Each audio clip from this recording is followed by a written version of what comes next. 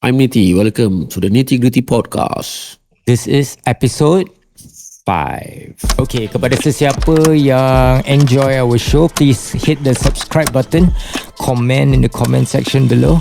Let us know what you like to listen to. The topics maybe diorang can suggest to us kan? Yes, of course.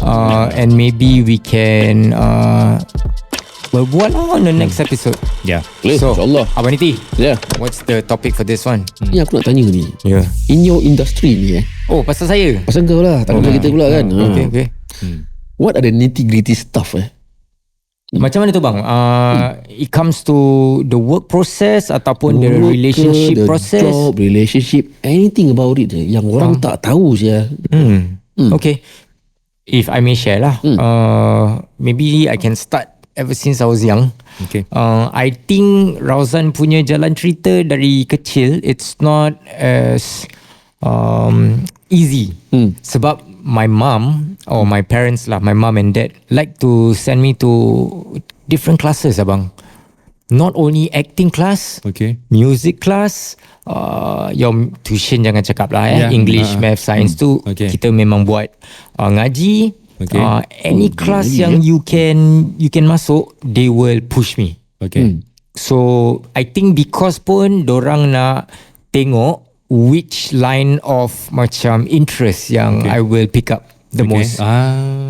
Okay. So ada satu kali ni I started out as a tarian dancer tau bang. Not even a hip hop dancer. Okay. So I study Traditional, the- Malay traditional Traditional Melayu instrumentation. I belajar DK Barat, main angklung, gamelan, theater. Okay. So I went through all of this abang. Then I got Just to find your niche, just to find what I truly love Ni bukan tak ada orang paksa kau lah. Dia started off as macam paksa Okay. But You I'm had no not, choice lah. I have no choice I have no Apasal choice. I don't know. My No, I parents mean kenapa orang hantar kau for all these classes? I think my mom is I don't know. She thinks or she's a visionary towards her children. She don't want us to. I have 2 elder sisters as well, and I think my 2 sisters, dorang don't have the same treatment. Cuma kalau tuition yes, ngaji yes, but when it comes to music interest, acting interest tak ada. Dorang tak hantar. My parents tak kasih I main bola. Okay. Yeah, so there was one time I got selected to play for my school. Then because I was into acting, Okay. they pulled me out. Okay. So I got sad. Sebab I want a normal life. Cuma I don't know, my parents just don't want me to have that kind of life lah. Okay. So when I got picked tepat berlakon, because I want to be I went into theatre kan bang. Okay. Then there was this Azroy Sultan, if you remember. There's this guy called Azroy Sultan. He's the director, producer for Anak Metropolitan. Oh, cerita lama saya ni. Yes. 2002, Ya, 2000. yang mula-mulanya, bukan yang sekarang tu bang. Yeah. Yang mula-mulanya. So he was the director. He was the one who scouted me Okay. to do theatre. Okay. So my first ever role bang. Kalau ingat dulu ada cerita ni nama Watan. Watan, yeah. Wow, yang tak ingat. Cerita lama cerita sangat. yang Jepun menjajah Singapura. Kan? Cerita lama je. Macam Sarjan Hassan. Ya bang. And my first ever acting role bang, I ingat I main goli bang. Bukan crayon Tak. That's not my first bang. My first ever pakai baju sekolah. I ingat lagi baju putih sekolah, tuck in, seluar pendek warna brown. Main goli bang, campak satu je satu kali dah. That was my scene. Berapa nak bayar? Cameo. Cameo. I cannot remember because I was like 7 years old. 6. Cerita lama sial. Lama gila bang. 7, 6, primary 2, and you were already smoking cigar. Okay, macam nak terus dia ingat je, dia tarik balik je. Yeah. So yeah, that was my first ever bang.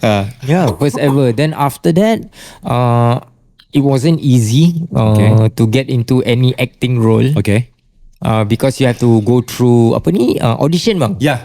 Audition. Dia tak macam orang ingat macam dia ni ada plug lah, dia ni orang dalam kasi. Okay. Tak ada, no such thing man.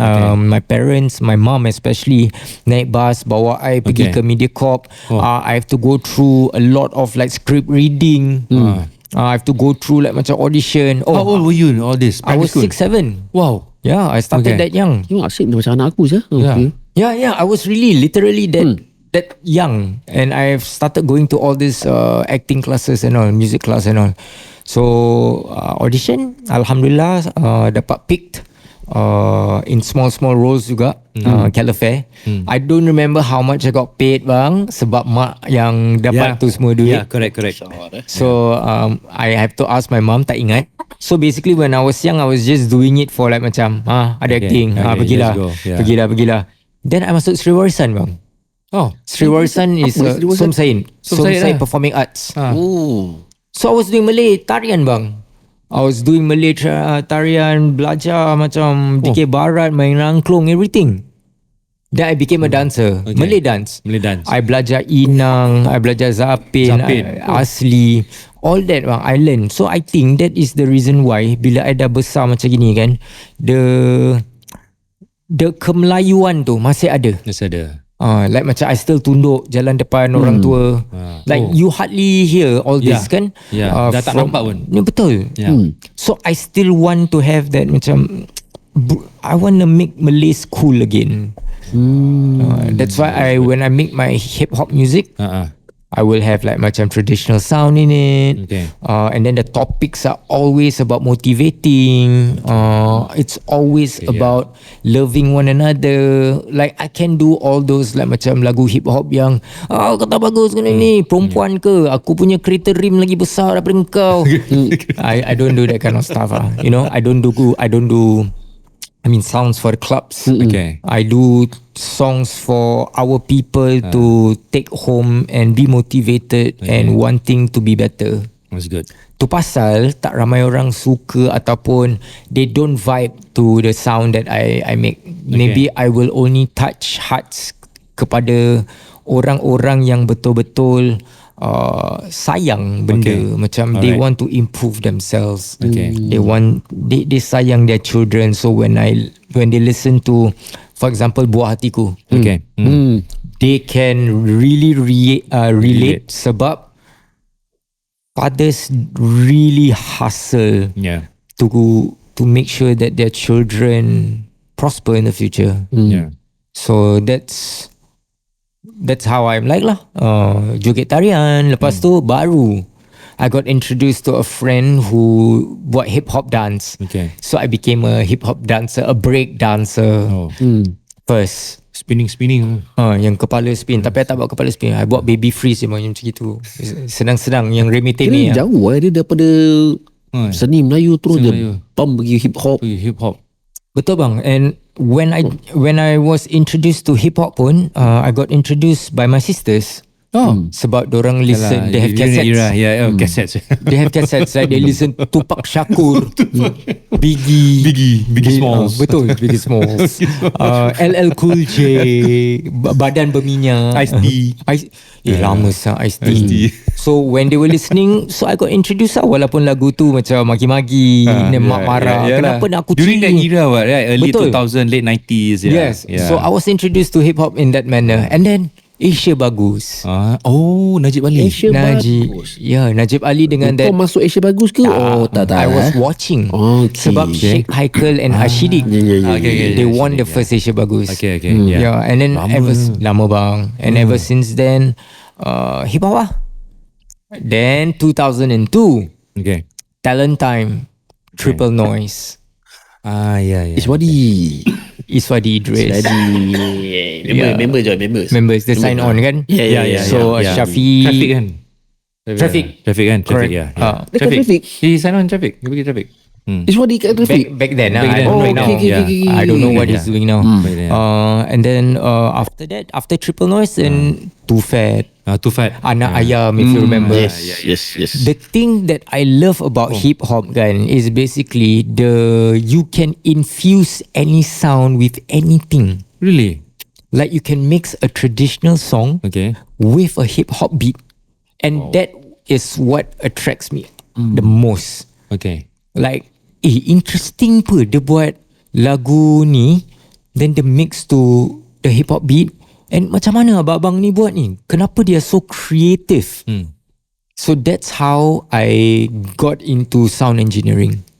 I want to know how these people mix music.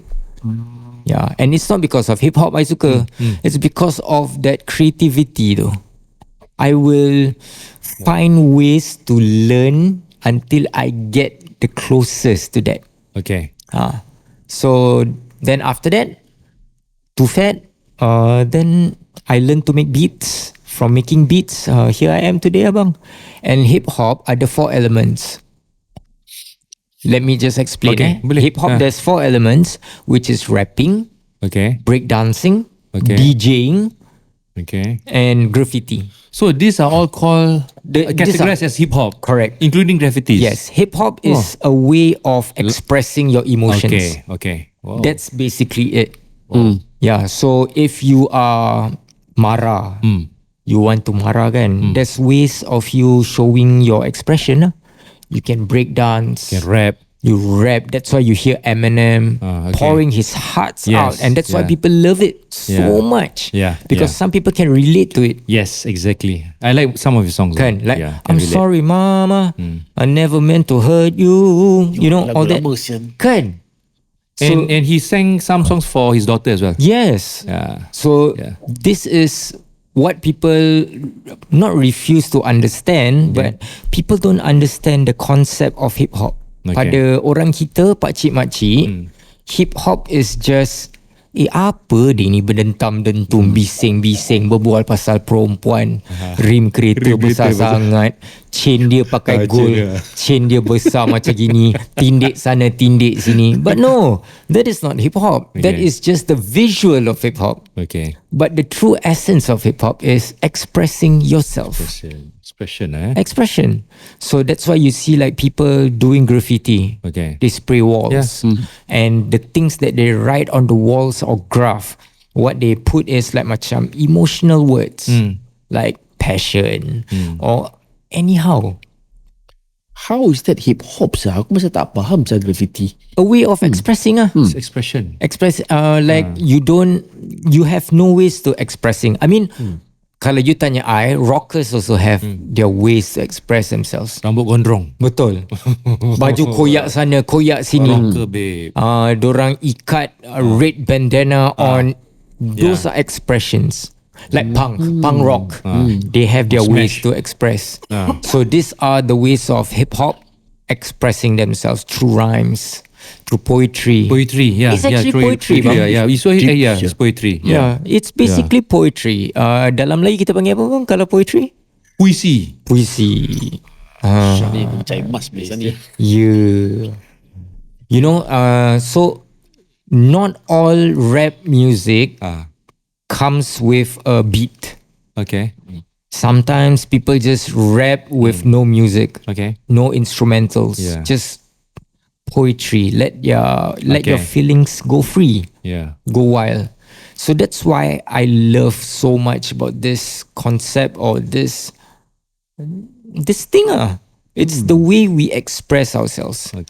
The reason why I'm so into it is because I think I also understand the depth of it. Because when I got into the concept, Shafi from Triple Noise, he will test me the knowledge of hip hop. Test. Why? Sebab dulu nak masuk, like I don't know lah bang, dulu dorang macam so passionate about it that they don't want you to be a fake. How is this test like, sir? Like when did hip hop from where? Hip hop is started out from where? You know, then from New York. Then they would test you like macam from New York. Yeah, it East was Coast. East Coast. Puff Daddy. Puff Daddy. Yeah. So CDD. that's how then we do our research and then we answer and then that's how it is. I don't remember like whatever he asked, but those are the few things that they want to make sure that you are in it to win it. You're not only in it just for genuine basically. Wow. Yeah, so until today I am a true believer of the true hip hop, and sometimes I get offended when like macam puak cukang tempat MRT rap, nak jual benda ni rap, nak jual benda tu rap. Ni yang you. Mana-mana bang, you pun lah kan, you pun rap. Everything they treat it like as if it's hip hop is it's so cheap. Okay. You want to entertain? Rap. Recently, I saw SG apa ta, they promoting some eating healthily. They also rap. Yeah, but I mean that's how you sell it. That's how the way it is lah. So jalan cerita I macam gitu. Sekarang dah tak sangat into acting. Okay. I do behind the scene work. Okay. Like doing jingles for Abanizam. Ya, jingle aku tu buat. Aku belum dengar pun jingle ni. Wah, belum pernah dengar. Belum dengar. Tak apa, nanti Nak kena main ya. Nanti kena main. So even when I wanted to do the jingle for Abanizam, I told him like macam kalau boleh kita jangan buat rap abang. Okay. Because it's much more commercial. Like Okay. even though you are in a rap punya realm kan, but that doesn't mean that you have to sell everything and just rap. There's other ways for you to sell your product to people to enjoy. Yeah, penat berbual. Okay. I want to ask you a question. I'm not sure whether it's appropriate or not. If it's not, you can just reject. Go. Okay. I noticed that hip hop in Singapore, majority of the listeners are our people from our community. Okay. The Malays. Why? Why are we attracted to hip hop? I think it's not because only our people are listening, or maybe the way you see it, ramai orang kita yang suka hip hop. Tetapi actually we have a good mix of multiracial people in Singapore that enjoys hip hop. Cuma kita tak diberi peluang untuk see it. Okay. You have a good Indian community that raps and they are doing it big bang. Okay. Even bigger than our people are actually doing it. Oh, okay. Yeah. Apasal Because of their market, India, they sell their music in India, and India, You mean they sell locals? They sell the music. Yes, it's because 1 billion population. No? Exactly, because of the number of population. Yeah. Orang kita, and that's the reason why most of our rappers they want to move to Malaysia. Because of the population. Okay. But I'm not trying to say like macam in Singapore we cannot make it. We can. Okay. Tetapi orang kita, pemikiran mereka, I want to make it big, I have to move. Okay. Once you have that mindset, what's left? What's left in Singapore? Tak ada lah. Sebab semua nak lari ke luar negara. So I mean like I'm trying to advocate give opportunities to, I mean we have good radio stations in Singapore that are supporting our local music. And it's not that they don't want to play your music. It's just that sometimes these people, these songwriters, they don't even send it to radio. Oh, you have to send it to the radio? Of course, you have to write into the radio and tell them and let them know that I have a new music. That's why when we come back to the multitasking of you cannot only become a musician, you need to do more in order for you to get your music out. So bila kau hantar kat radio, kau kena bayar? Tak payah bayar. Tak payah bayar No. Okay. I mean, if you ever hear when people say macam kau kena bayar, no such thing. Aku ada pernah dengar cerita orang kalau nak lagu main kat radio, kena tolak barang. No bang, I think that is the olden way. I mean the older ways of sending your song to radio. That means you are dealing with a third party. That person has contacts with the people inside. But right now, no, you don't have to. You have Instagram, you have social media, and you can find all their email addresses. Just write into them. It's as easy as that.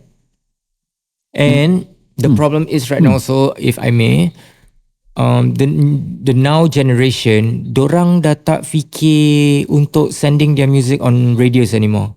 Because we have Spotify, we have YouTube, we have TikTok. So to them, it's not necessary. But for me, it is necessary because you dah tergila-gilakan diri nak pergi ke Malaysia. Walaupun like you have the opportunity here and you do not want to try it and give it a go. It's not about radio station giving us opportunities or chance. It's us right now. Give the radio a chance to play our music. It's the other way around. Yeah. So I believe that we can prosper. Lagi-lagi sekarang kita ada social media to back us up. Yeah. But give the radio station a chance to play our music ah.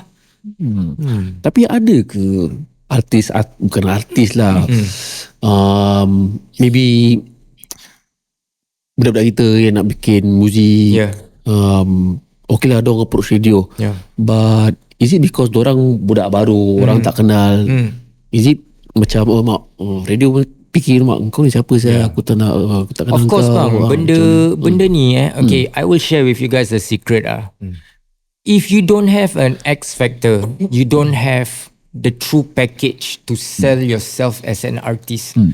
Radio takkan ambil orang-orang biasa bang. Kalau you tak kemaskan your social media, tengok macam dia ni duduk bawah blok pakai singlet, pakai slipper, siapa nak ambil? You don't have that artist factor for people to sell.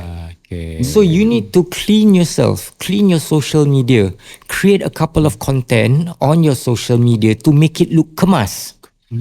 So when radio see, when you hantar your song, siapa Mamat ni? Dia tengok your social media dulu bah. That is your portfolio now. If dorang tengok macam, baju koyak ni macam gini, tak kemas, isap rokok, siapa nak ambil? Tak dorang akan ambil. Even I, kalau dorang hantar, I won't take it because the image that you portray, you need to influence the younger generation, and you don't want this kind of people to be influencing your children. What? Would you want your children to see all this kind of people to represent and get influenced by? Of course not bang. Abah marah. Exactly. Daddy. Of course tak nak kan. You nak macam anak you tengok benda yang bersih, kemas, nice. Okay lah, it's very macam gimmicky lah. But that's the actual fact. You wouldn't want your president to be smoking. It's the same concept. You need to be clean. You need to well represented. Your music also need to be well represented. Tak nak maki-maki, tak nak. Of course, kalau ada maki-maki, we cannot play. It's not that the radio station pun tak nak main. MDA don't want you to play it on national radio. And sometimes it's not the radio punya salah bang. It's the bigger authority. We have filtration. Censorship. It's not wrong. Because you are playing it to the masses. Ni bukan remeh-temeh main tempat tempat online. Like if you want to put it out on Spotify, you nak maki-maki, itu kau punya pasal. But if you want it on national, that's the keyword right there. National radio. You have to be censored. No maki-maki. Represent yourself properly. You like it or not, you have to do it. Nak succeed, you have to do it. And this is not only for my industry bang. I believe it's for property industry. You need to be well represented. You need to look good. Then you can sell. That's why SMRT dia ada filtration juga. Kalau nak keluarkan orang punya ads, they have to go through MDA. Like for example, the copywriting needs to be proper. You cannot use Singlish. Example, you cannot your punctuation tak boleh salah letak. These are the kind of things that you need to jaga. It's a branding of a company or an organization. Punctuation also. Of course. Full stop, exclamation mark. Yeah, so I mean, these are the kind of things or the nitty-gritty stuff that people needs to understand. And we don't see. You don't see. Semua cakap macam ni tak support kita lah. Radio aku hantar dia tak nak main lah. Kenapa dia tak main? Sebab kau maki. Takkan aku nak main on radio? Tak boleh lah. Habis kalau penggunaan Melayu kau tu tak betul, takkan aku nak main part national radio? Mana boleh? So it's very important. So that's why they promote Bulan Bahasa. They promote all this kind of like shows. I know people don't use, even me kan, susah sangat nak gunakan bahasa imbonda tau. Tetapi kita cuba. Kita cuba. That's why they try their best to promote the usage of bahasa kita. Sebab kalau dorang tak buat benda gitu, and people will say like macam gimmicky lah benda ni.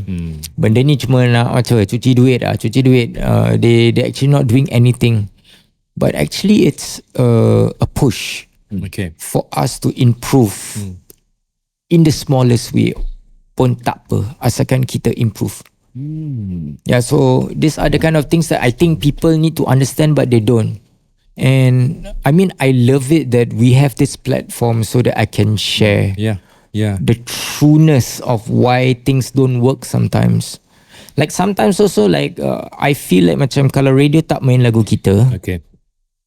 so tak apalah, move on, buat lagu baru. Okay. You can Selalu tak ambil lagu kau no lah, bukan dorang tak nak main lagu I bang. It's just that maybe or anybody for that matter lah. yeah, I'm just generally they play the song. Special shout out to all the radio Warner, Ria yang supporting me. So basically like macam kalau korang nak your music to be out, Okay. your usage of bahasa, the way you portray yourself online, jaga. Yeah, that's all I want to say lah. Wow. Baru nak tanya pasal dia berbual lah, teringatkan aku pasal members aku. Adalah yang juga I think nak aspire to become a singer, nak masuk the music industry. Okay. Aku baru nak tanya, what advice do you have for them? If they truly want to become a musician, a serious one, there's no such thing as macam setengah jalannya musician tau bang. Like I have a conversation with Alif Abdullah yang buat lagu Check, ataupun yang you know Alif, right? Apa lagu paling famous dia pak TikTok tu? Kalau aku like, kalau tak aku swipe. Swipe. So basically he gave me a very very good question when I wanted to get beats from him. Kau nak buat apa dengan music ni? Where do you want to go with it? Kalau kau nak macam setengah jalan, sorry, I won't sell it to you. Because as a creator, I truly understand where he's coming from. Okay. He would like to see his music to go very, very far. And if you don't have the stamina to push, don't waste my time, basically. So for me juga, kalau you betul-betul nak jadi musician, seorang musician, put out more content on your Instagram. Sing. And spend money. On what? On getting good composers to sit down and work on your first music with you. In order to become a musician, you need to have product, what? Kalau you keep on singing people's music, what's the point? You pergi orang kahwin every Sunday nyanyi je lah. And that's not how you will become a successful or orang yang betul-betul nak jadi seorang penyanyi. In order for you to become a singer, invest in yourself. That's the key. If you put out content singing people's music, bro, aku every Sunday boleh dengar siapa orang nyanyi tepat orang kahwin. But how do they start? Macam mana besar invest orang nak kena pump sah? No, I mean to people. Okay, this is another thing that I would like to share with people. Jangan sesekali fikir yang orang yang membuat music anda tu senang. It's not easy to come up with music. It's not easy to come up with ideas for jingle. It's not. Especially jingle. You have 45 seconds to attract. Some are 30 seconds, Yes, bang. The shorter it is, the harder it is.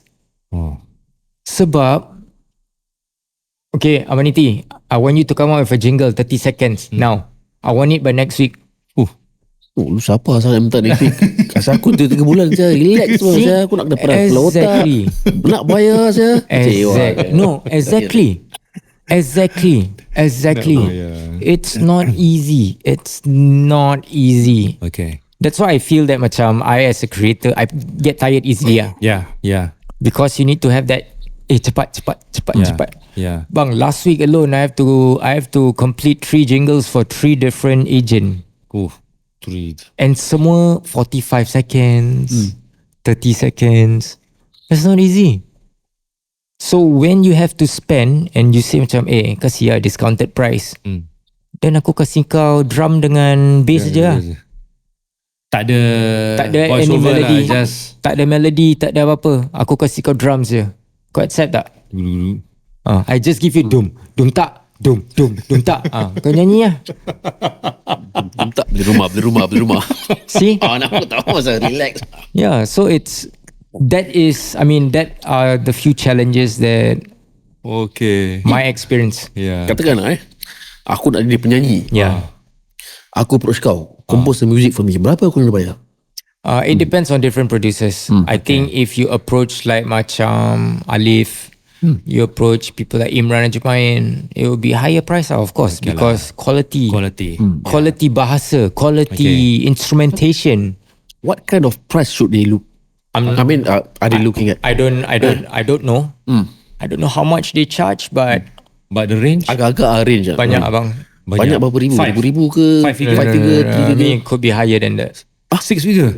I mean, I worked on a track before in Malaysia. It's 20 around there Malaysia?